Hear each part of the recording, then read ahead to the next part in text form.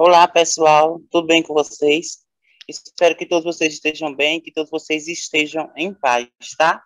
Hoje o meu áudio ele não está muito legal, mas eu espero que você compreenda, tá? Que eu já estou tentando solucionar esse problema, então tentarei falar devagar para melhor facilitar o processo de compreensão de vocês, tá ok? Então vamos lá. A semana passada eu trabalhei com vocês sobre as tradições escritas, registros dos ensinamentos sagrados. Talvez vocês estejam se perguntando, mas professor, vamos trabalhar esse mesmo conteúdo? Não, não vamos trabalhar esse mesmo conteúdo. Irei trazer para vocês esse conteúdo aqui por meio de uma contextualização, um resumo geral da aula passada. Porém, após esse processo de resumo, estarei aqui aplicando algumas perguntas a alguma atividade. Então, sempre vai funcionar dessa forma. Um vídeo é o assunto novo e segundo se trata um reforço, uma revisão daquele determinado assunto. Então, diante desse formato, a aula passada nós trabalhamos tradição escrita, redes de ensinamentos, e essa agora também vamos trabalhar, não a nível de estar detalhando o que é uma tradição escrita, não a nível de estar detalhando o que é um registro, um ensinamento, o que é o sagrado, o que é o profano, mas a fim de uma contextualização, tá? Para ficar mais claro para vocês, tá bom, pessoal? Anota aqui a questão do tempo. Então, vamos lá. Então, a primeira, eu trago uma mensagem antes de mais nada, né? Estude com dedicação e nada no mundo poderá afastar você dos seus sonhos. Essa frase é muito importante, pessoal, porque significa que a principal arma a nível, né, de socialização, enquanto conhecimento, enquanto formação do sujeito, é a educação. É por meio da educação que nós conseguimos objetivar os nossos sonhos, os nossos objetivos, tá? Então, não pense que vai cair tudo do céu, que você sentado no sofá, que vai ser tudo perfeito, como um mundo cor-de-rosa. Não. A vida ela é feita de sacrifícios, a vida ela é feita de lutas, e você tem que estar preparado. E um dos meios de preparação, justamente para quando esse desafio surgir em sua vida, a educação. Então, vocês valorizem a educação como uma porta de entrada para que vocês consigam realizar o sonho de vocês, tá? Para quem não me conhece, eu sou um exemplo de pessoa que venho de uma família que não tem um certo poder aquisitivo, tá? Mas que pela minha persistência, pela minha garra, hoje sou formada em História, né? Por isso que hoje eu estou aqui lecionando para vocês. Então, eu sou um exemplo para que outros alunos reflitam um pouco sobre como você está se tornando e quais são os meios que você está buscando para tentar ali concretizar os seus sonhos, tá, pessoal? Então, é o seguinte, passando agora, né, para os materiais que nós vamos utilizar hoje, pessoal, lembrando que vocês têm que ficar atento, tá, à atividade, o material sempre, o caderno, lápis, borracha, caneta, tá? Porque se trata de uma revisão. Aquelas perguntas que vocês viram a semana passada, elas foram reformuladas e, ao mesmo tempo, foram foram acrescentadas outras perguntas que facilitará o processo de compreensão do conteúdo aqui trabalhado. Então, primeiro objetivo, né? Revisar os conteúdos da videoaula passada por meio de um breve resumo e resoluções de questões subjetivas e objetivas.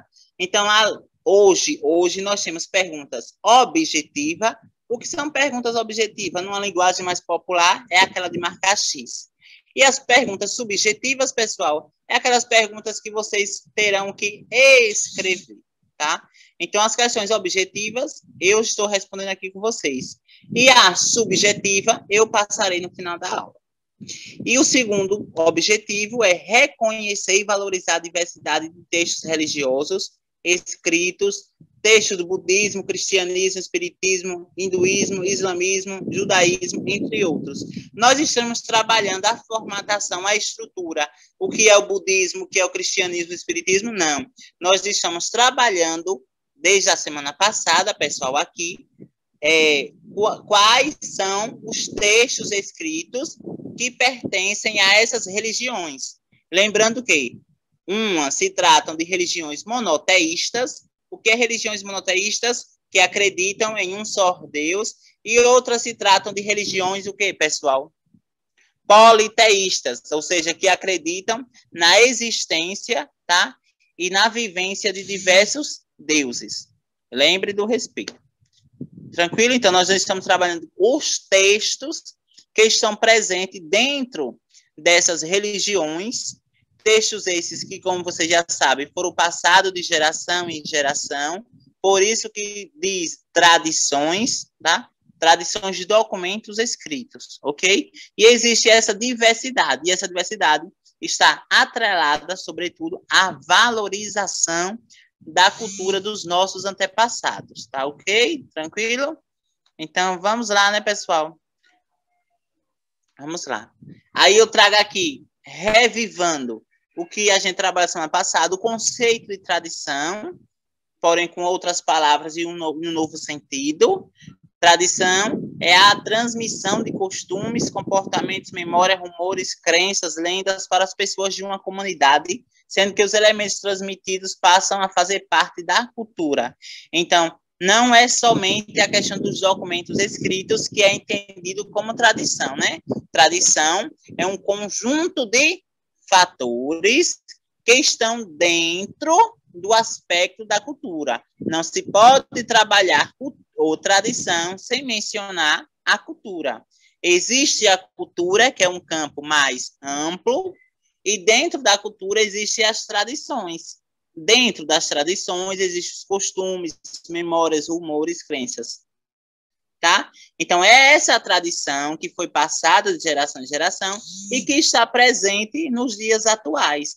E, consequentemente, é essa tradição do presente, como eu mencionei para vocês, ali, a do lobisomem, tá? Que vai fazer, pessoal, ali o fato da tradição passada, por exemplo. Então, vocês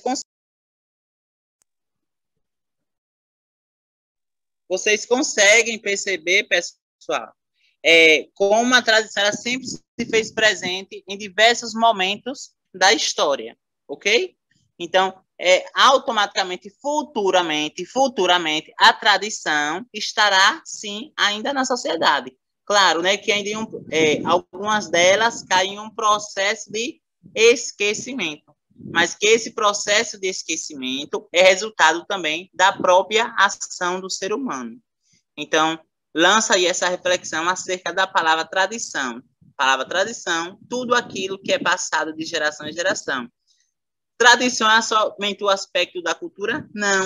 Existe uma tradição econômica, existe uma tradição política, existe uma tradição educacional, uma tradição religiosa. Então, são vários tipos de tradições. Não é apenas um único tipo de tradição. Ah, professor, é somente tradição cultural? Não, pessoal. Aqui nós estamos trabalhando uma tradição cultural, mas que está interligado com a religião. Uma forma de tradição econômica é, por exemplo, o próprio sistema capitalista. O próprio sistema capitalista, pessoal, surgiu lá há muito tempo atrás, né? Lá em torno do século XIX para o século XX. O sistema, de fato, né? Porém, a sua ideia, a sua noção já existia desde os primórdios, lá quando surgiu a questão da troca, né? Do sistema monetário, enfim. Então, a característica do sistema é algo que foi cultuado, que foi preservado e foi se adaptando de acordo com o espaço e tempo. Isso é o que, professor? Sim, isso é uma tradição econômica. E uma tradição política, a democracia. A democracia ela é resultado do processo de transição, né, ali da monarquia, da república, lá em 1889, foi se passando de geração em geração, por meio de documentos legislativos, não documentos religiosos, se encontra nos dias atuais. Um exemplo de tradição, mas aqui o que a gente está se referindo são tradições culturais, e como as igrejas e como as religiões tentam se adaptar a este novo aspecto, a esta nova demanda da realidade.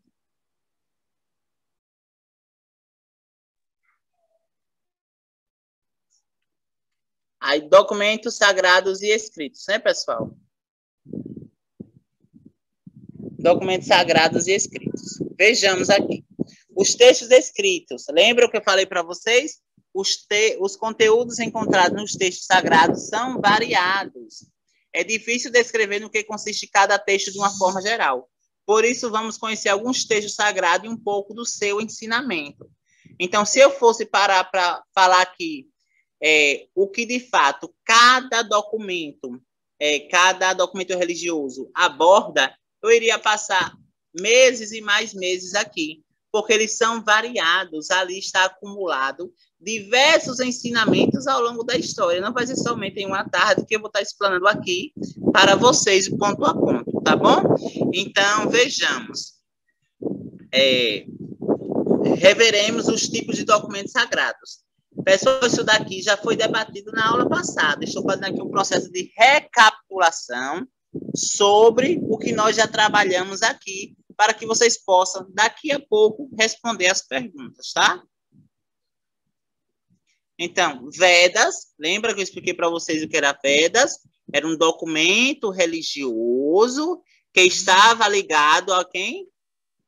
Ao hinduísmo, tá? E que surgiu lá em torno de 1.500 anos antes de Cristo. Um aspecto importante que tanto o pessoal do quinto, do sexto e do sétimo, enfim, deve saber é que quando vocês fizerem a leitura e tiver AC, significa antes de Cristo. Quando vocês fizerem uma leitura de um texto, de um documento e tiver DC, é depois de Cristo. Então, aqui nós estamos falando de um documento que, segundo os pesquisadores religiosos, né, e leigos, surgiu anteriormente à chegada de Jesus Cristo. Significa que o hinduísmo tem como base o Deus do catolicismo? Não, não significa isso necessariamente, pessoal. É o seguinte, né? Chama-se de Vedas, palavras que significam conhecimento. Os hinduístas começaram a compor esses textos por volta de 1.500 anos antes de Cristo, na região que hoje fica na Índia. E essa tarefa os ocupou por centenas de anos. Durante muito tempo, eles transmitiram os Vedas, recitando-os, mas, por fim, os escreveram. Os hinduístas atuais ainda estudam o seu conteúdo. Então, se vocês pararem para observar aqui, através desse trecho, né, dessa informação que eu lanço para vocês, é o seguinte, duas informações importantes. Surgiu antes de Cristo, em torno de 1.500 antes de Cristo, lembre disso, e que o Vedas é um documento de conhecimento, né, um documento doutrinário da cultura do hinduísmo, mas que durante todo o seu tempo, basicamente todo o seu tempo, ele era narrado, ele era recitado, era um ensinamento oral. Porém, devido à necessidade, este documento ele foi o quê? Transcrito. Ou seja, quer transcrever? Produzir em forma de texto a oralidade. Então, diante da necessidade, e até hoje, né, o hinduísmo, que a cada dia vem crescendo dentro do território brasileiro, tá? É uma religião, tá? Que ali, segundo os pesquisadores, surgiram ali em torno da Índia, mas que o devido ao processo de globalização, mais uma vez, será que o processo da globalização e outros aspectos do avanço da tecnologia, várias pessoas tiveram que ter acesso à cultura e aos moldes e à formação e à história da religião do hinduísmo. Tranquilo? Então, um aspecto importante, o hinduísmo, pessoal, ele tem semelhança, o hinduísmo tem semelhança com as religiões cristãs.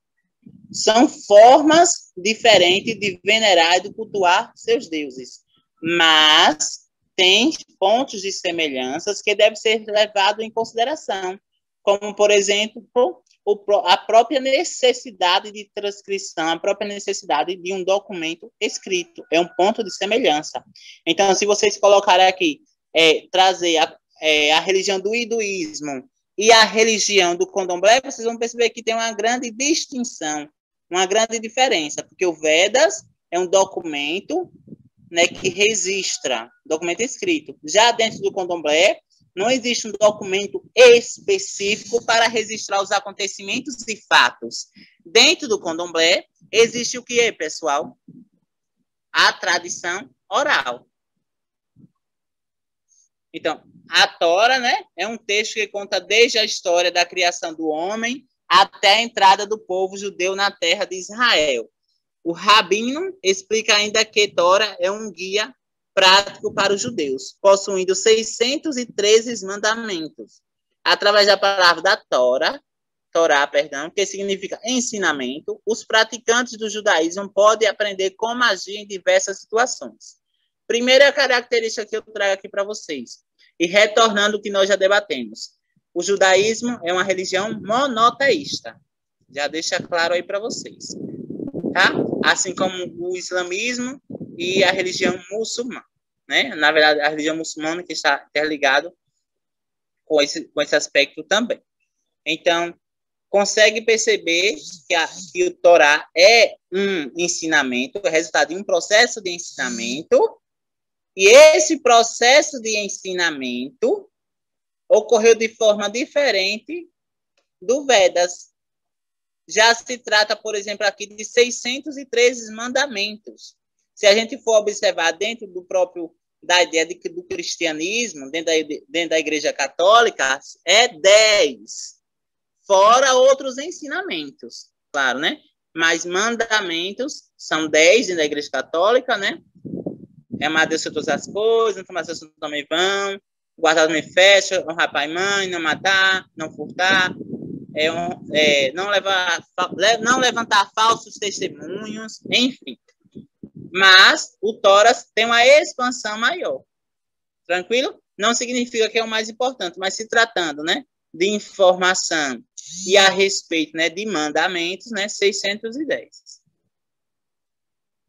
O Alcorão, ou Corão, é o livro sagrado do Islã.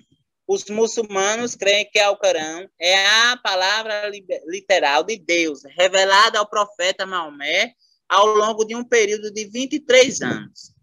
A palavra Alcorão deriva do verbo árabe, que significa declarar ou recitar. Alcorão é, portanto, uma recitação, algo que deve ser recitado. Dentro da Bíblia, que pertence ao cristianismo, existem os salmos. Os salmos, normalmente, eles são o que, pessoal? Recitados. Eles são cantados. Aqui, na religião muçulmana, especificamente na religião islâmica, o Alcorão, né, é um conjunto de ensinamento, é um conjunto de regras, normas, de princípios básicos que devem ser recitados, assim como ocorre com os salmos presente dentro do cristianismo. Então, o que é que eu trago aqui para vocês? Que entre esses documentos existem pontos de diferenças e existem pontos de semelhança. É apenas um resumo, pessoal. É apenas um resumo. Aí o texto sagrado, lembra que eu falei para vocês, pessoal, sobre assim, que eu falei para vocês sobre as pinturas rupestres, que sim, é um documento sagrado que retrata o processo ali das primeiras religiões, né, em solo. E retratam as diversas ações que o homem fazia no seu dia a dia. Mas é um documento visual, por meio de desenho, por meio de imagem, enfim. O homem pintava o animal de maneira como via naturalismo. As pinturas retratadas na parede da caverna quase sempre eram de animais como veados, cavalos, manutes, javalis com ferimentos mortais de lanças que o próprio ser humano atirava. O fato de retratar lanças atiradas nos desenhos de caça era na crença de que, ao fazê-lo, facilitaria o domínio sobre a presa. Além desse aspecto, né, que era uma forma de sobrevivência, é um documento escrito, visual, pois remete e representa a cultura, né, e o cotidiano dos povos dos primeiros homens que viviam na Terra, né, os primórdios, os primeiros homens, tá? Então, lembra da informação também, essa é apenas um processo aqui, pessoal, de pesquisa. Tranquilo? Então, vejamos. O candomblé, diferentemente das outras religiões que eu mencionei aqui para vocês, o candomblé, o que é que ocorre? A tradição, ela é escrita? Não. Dentro do candomblé, a tradição, ela é o quê? Oral. Todos os saberes, ensinamentos, conhecimentos, informações, rituais, ritos, símbolos, é tudo gerado, aliás, é tudo passado por meio da oralidade. Então, a fala, a comunicação, a informação verbal é um dos principais meios, um dos principais princípios dentro do candomblé, assim como as demais. Mas a sua principal ferramenta de perpassar o saber ali é a oralidade. Então, o candomblé, assim como a Umbanda, são de matrizes africana, são religiões são religiões monoteístas. O que são religiões monoteístas? Falei neste instante. São religiões que acreditam em um único só Deus, né? É uma religião monoteísta que acredita na existência da alma e na vida após a morte. Vejam a diferença. O cristianismo não acredita que existe vida após a morte, mas ela é monoteísta, o cristianismo. Já o candomblé também é monoteísta, mas acredita que existe a vida após a morte. A palavra candomblé significa dança, ou dança com atabaques, cultura dos orixás, normalmente reverenciados por meio de danças, cantos e oferendas. Tá? E aqui, pessoal, né, eu vou partir agora para aqui para vocês, para ficar mais claro, tá? Trouxe essa imagem de reflexão para refletir de como a diversidade ela é um fator muito importante na sociedade, retornando justamente o que eu trabalhei na aula passada, né? Do respeito, da alteridade, de você se colocar no lugar do outro, saber respeitar a cultura do outro, que é um fator muito importante. Se você quer que sua religião ela seja aceita na sociedade, se você quer que sua religião ela tenha, de certo modo, uma forma de empatia para com o próximo, é preciso que você, enquanto sujeito, que você, enquanto membro, coloque em prática a questão do respeito. Se você não concorda, ok. Mas o respeito tem que permanecer. Então, independentemente da sua cultura, se você é católico, se você é budista, se você é islâmico, se você é do candomblé, mas estão interligados pela espiritualidade. Em todas essas religiões existe a espiritualidade. Então, isso aí já é fácil. Então, a atividade escrita e comentada. Na semana passada eu trouxe a resposta. Aqui vocês que vão anotar a resposta no caderno de vocês. Tranquilo? Então, as religiões de tradição monoteísta são aquelas que pregam a fé em um só e único Deus. Marque a alternativa que contém apenas religiões monoteístas. Falei há pouco instante. Se vocês retornarem aí o vídeo, vocês vão perceber. Então, letra A, nós temos o quê? O hinduísmo, judaísmo e budismo. Letra B, judaísmo, cristianismo e islamismo. C, cristianismo, judaísmo e hinduísmo.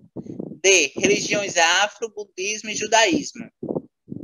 E, islamismo, mormonismo e hinduísmo. Então, vamos lá, pessoal, aqui para que vocês entendam mais um pouco. Primeiro, o budismo, o judaísmo, ele é monoteísta? Falei há pouco instante. Sim. Mas o budismo, ele é monoteísta? Não. O budismo, a religião budista, eles cultuam o Buda. Mas o Buda não é apenas o único Deus dentro da religião.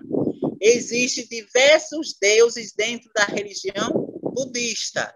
Existe ali o Deus da água, da terra, enfim, da natureza. Então, para cada aspecto da sociedade, existe um protetor ali em torno. E esse protetor, ele é entendido, tá, como um Deus. Então, dessas alternativas aqui, já vamos trabalhar com eliminação. Dessa alternativa aqui, onde tiver budismo, a gente já elimina, porque budismo é politeísta. E eu quero saber aqui as religiões monoteístas. Então, a gente vai eliminar a letra A, tá? Eu vou trocar aqui o mouse, pessoal, para ficar mais claro, o ponteiro vai ficar mais claro para vocês. Eu peço um pouco de paciência. Vou trocar a cor. Ponteiro, cor.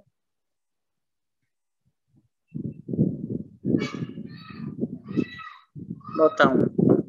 Então, vamos lá. Então, a gente já sabe que a letra A, ela está errada, não é isso? Por que ela está errada? Porque o budismo. Então, onde tiver budismo, eu vou estar eliminando. Então, as religiões afro, ela é politeísta ou monoteísta? Ela é monoteísta. Isso é fato. Mas, logo em seguida, tem a palavra budismo, que é religião politeísta. O judaísmo é o quê, pessoal? Uma religião monoteísta. Então, vejamos. O islamismo, eu falei agora, é uma religião, o quê, pessoal? Eu não estou escutando? Islamismo monoteísta, né? Os muçulmanos acreditam em um único só Deus. Mas, aqui, eu falei em algum momento sobre a religião mormonismo? Não. Então, a gente vai descartar a letra E, porque eu não falei sobre esse aspecto aqui. Tá? Então, a alternativa correta, né? Então, aqui é qual? A letra D, perdão, a letra B ou a letra C?